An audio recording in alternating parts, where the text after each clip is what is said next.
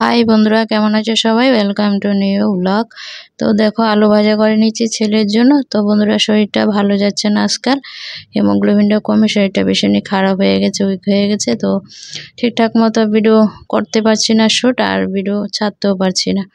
তো যাই হোক, আজ একটু ভিডিওটা স্টার্ট করলাম। দেখো, কাঁচা লঙ্কা চিড়ে দিয়েছি, আলু ভাজাগুলি একটু হলে আবার লাল লঙ্কা গুঁড়ো দিয়ে লাল লাল করে ভেজে নেবো। এতে বন্ধুরা দেখো, লাল লাল করে আলু ভাজাগুলি করে নিলাম।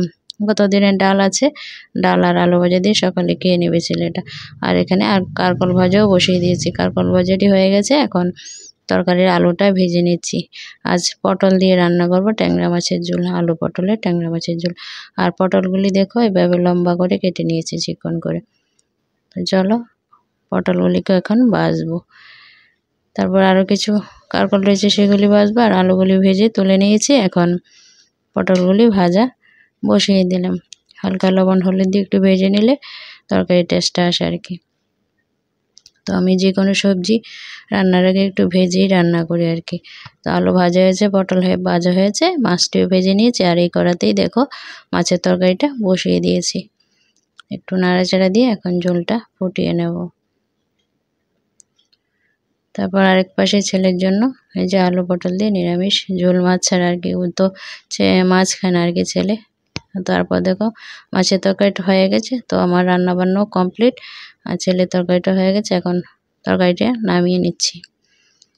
তো বন্ধুরা, সিম্পলি রান্নাবান্না হয়েছে আলু পটল দিয়ে ট্যাংরা মাছের ঝোল। তরকারির কালারটা বেশ সুন্দর হয়েছে। তোমরা বলো কেমন হয়েছে দেখতে তরকারিটা। খেতে ভীষণই টেস্ট এবং মজার হয়েছে বন্ধুরা। তো সিম্পলি রান্নাবান্নাই হয়েছে। আর ছেলের জন্য যে আলু পটলের মাছ ছাড়া একটু তরকারি রেখেছি আর কি। আলু ভাজা দিয়ে ছেলে সকালে খেয়েছে, আরও কিছু রয়েছে।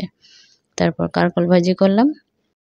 ডাল আর রান্না করলাম না, কত দিনের ডাল রয়েছে বলে আজ আর ডাল রান্না করলাম না। এই সিম্পলি রান্নাবান্না বন্ধুরা, আলু পটল দিয়ে ট্যাংরা মাছের ঝোল, কারকল ভাজি, আলু ভাজি। এই ছিল আজকে দুপুরের রান্নাবান্না। থ্যাংক ইউ বন্ধুরা, যে যেখান থেকে আমার ভিডিওটা দেখে সাপোর্ট করছো, থ্যাংক ইউ সো মাচ।